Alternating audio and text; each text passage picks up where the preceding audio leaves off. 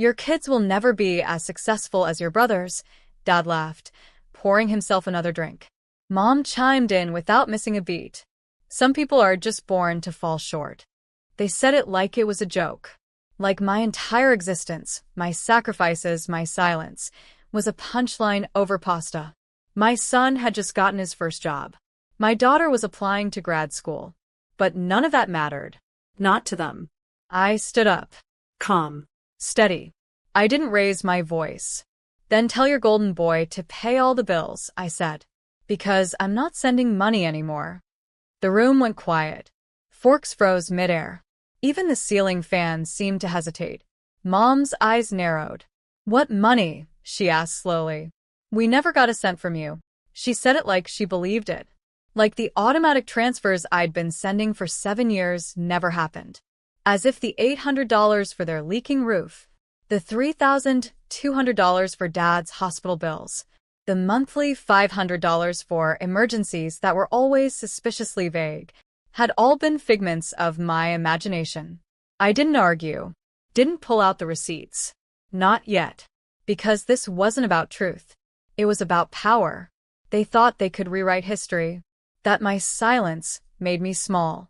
But they forgot who set up their online banking, who managed their taxes, who held the passwords. My name is Maren Clark, I'm 35. And if you think you know how this ends, stay tuned. What happens when the quiet daughter pulls the plug, not out of anger, but out of exhausted clarity? They wanted loyalty. They demanded sacrifice. But they gave none. And I finally stopped bleeding for people who can't even admit I was their lifeline. They didn't follow me out of the dining room. No one did. Not even my brother, who sat at the end of the table, smirking like the crown prince of nothing. I drove home without music. The silence was louder than grief. At midnight, I opened my laptop, logged into their shared bank account, the one I managed. I stared at the scheduled payments. Mortgage support, $1,200 per month. Utility coverage, $410 per month. A prescription plan auto refill, $289 per month. All from my account, all masked under family love. I canceled everyone. Click, click, click. Done. And then I pulled up the email drafts I'd never sent. The ones titled, For When They Say I Did Nothing. Each one had an attachment. Invoices I'd paid. Transcripts I'd funded. Appliances I replaced. A 7-year trail of quiet giving. I forwarded them all to myself. No one else. Not yet. By morning, my phone had 10 missed calls. All from Mom. All ignored. But her voicemail? That I saved. Maren, sweetheart, I think there's been some mix-up. We'd never compare you. You know how your father jokes. Anyway, the water got shut off this morning. Did you forget the bill? I didn't reply. Instead, I sent her a spreadsheet. Color-coded. Line by line. Total at the bottom. $62,450.83. No message. No subject line. Just numbers. Cold. Quiet. Real. 5 minutes later, she texted. You really kept track? I did. Because love, without acknowledgement, becomes labor. And labor, without respect, becomes debt. And I was done paying theirs. By the weekend, the family group chat had turned into a circus. My brother, always the first to play diplomat when his comfort was at stake, finally chimed in. Not sure what's going on with Maren, but we should keep family issues private. Private? Like the time Mom accidentally forwarded my divorce papers to the entire group? Or when Dad announced at Thanksgiving that I'd always been too sensitive to succeed? Now, they wanted privacy. I didn't reply there either. But I saw the shift. My cousins stopped sending memes. The chat went silent. And then came the call from my father. I picked up this time. Because some silences need to be broken to be heard. Your mother's not well, he said sharply. She's stressed. You've embarrassed her. I didn't embarrass her. I replied, calm as glass. She did that when she pretended I never helped her. He exhaled heavily, like talking to me was an inconvenience. I just don't understand why you're keeping track. Families don't keep score. That line. That perfect, polished line. I only kept score, I said, because you kept denying I ever played. Click. He hung up. No apology. No reflection.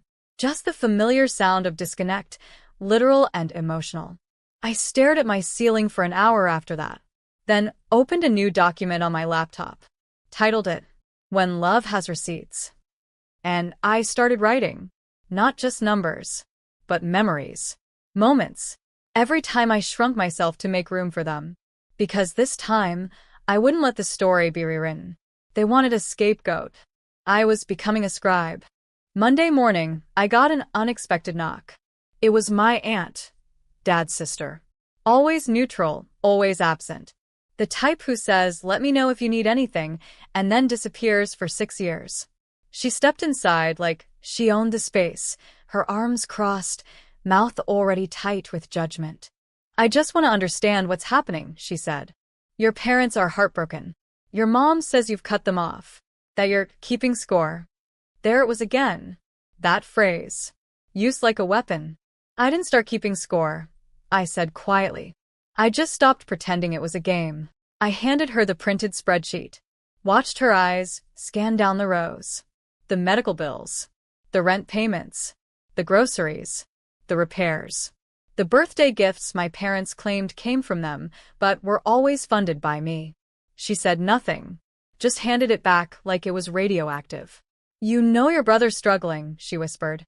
"As the son, he has responsibilities. You have to understand that." "I do," I replied. "That's why I covered his law school loans when he flunked out and never told anyone." Her face went pale. I watched her recalibrate, then retreat. She left without saying goodbye.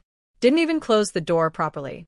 I stood there for a long time after she left, half expecting someone else to show up. To guilt me. To twist it around. But no one did. Not that day. I wasn't the villain. I just stopped playing the unpaid hero. And I could feel the balance shifting. Not just in numbers, but in narrative. They had stolen my silence. I was reclaiming my voice. By Thursday, I got the letter. Not an email. Not a text. A letter. On thick cream paper. Folded once. Placed in an envelope with no return address. But I recognized Mom's cursive immediately. It read, "Maren, we don't understand what you're trying to prove. We did our best. We gave you everything we could. If we made mistakes, it was out of love. Stop dragging the past into the light. It's unkind. It's humiliating. Let this go. Be better than this, Mom." There it was. No apology. No ownership. Just emotional sleight of hand. A magician's trick where the guilt disappears into my lap. I folded the letter and placed it next to the receipts. Another artifact in the museum of things they wanted me to forget. That evening, I logged into my personal blog, the one I never shared, where I wrote late at night when the silence felt too loud. And I published a post titled, "When You're the Family Wallet." I changed names, masked dates, but the story, it was mine, and it was true. By midnight, it had 4,000 reads. By morning, 12,000. Hundreds of comments. Strangers saying, "Same. Thank you." I thought it was just me. I didn't write it to expose them. I wrote it so I wouldn't keep erasing me. Because silence had cost me too much already. Time. Health. Dignity. This wasn't revenge. It was reclamation. They wanted me invisible. Now the world was reading. And I wasn't shrinking anymore. The blog post went viral by the end of the week. Not just shares, traction. A popular online magazine reposted it under the headline, "The Hidden Cost of Being the Good Child, One Daughter's Wake-Up Call." The comments poured in. Thousands. People telling their stories. Siblings who were always the fallback plan. Children turned piggy banks. Daughters called selfish for setting boundaries. And somewhere in that wave of voices, I stopped feeling alone. Then came the message I didn't expect. From my old high school English teacher. "Maren, I recognized your writing. I always knew you had a voice. Thank you for using it." I cried in my car for 12 straight minutes. because it had been years since anyone saw me as something other than useful.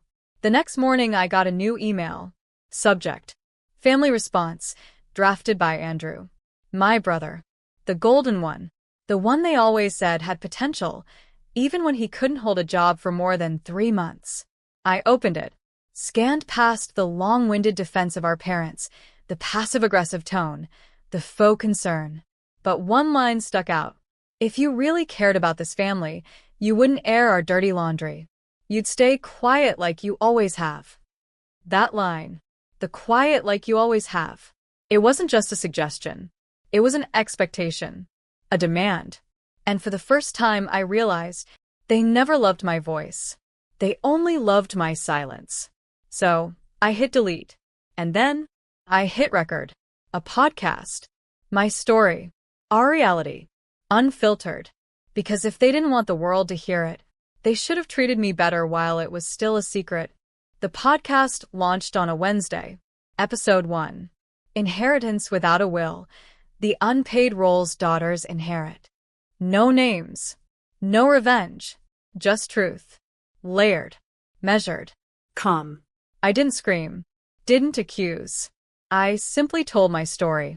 How love turned into expectation. How responsibility became exploitation. And how silence was the price of being the good one. Within a week, I had 18,000 listeners. Messages flooded in. You're telling my story. I thought I was crazy. I didn't know we were allowed to stop. And then, Mom found it. She didn't call. She didn't write. She posted on Facebook. A long, emotionally laced post about children who forget where they came from. A smiling photo of her and my brother, captioned, "Some of us still know what real family means." It got likes, comments, sympathy, but it didn't sting. Not like it used to. Because I had already grieved the mother I thought I had. This version, performative, passive-aggressive, curated for applause, wasn't mine to mourn. I responded the only way I knew how. Episode 2. When parents rewrite the past and expect you to narrate the lie. I played one of her voicemails. Soft-spoken. Manipulative. The one where she said, "Don't tell your father, but we need the mortgage again this month. Just until things get better." I paused. Let the silence breathe. Then said, "If that's love, it should never feel like debt." They wanted to silence me. Instead, they gave me a microphone. And I wasn't afraid anymore. Because when you stop begging for love, you make space for dignity.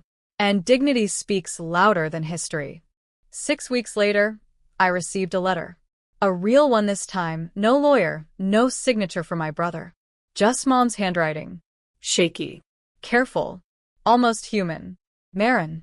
Asterisk, we didn't realize how much we asked of you until you stopped giving.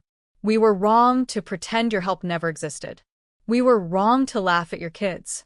We didn't know how to say thank you, so we acted like you owed us. Asterisk. I don't expect forgiveness. I just wanted you to know we see it now. It was the closest thing to an apology I'd ever get. Not perfect. Not complete. But honest. I folded it and placed it in the same box as the receipts.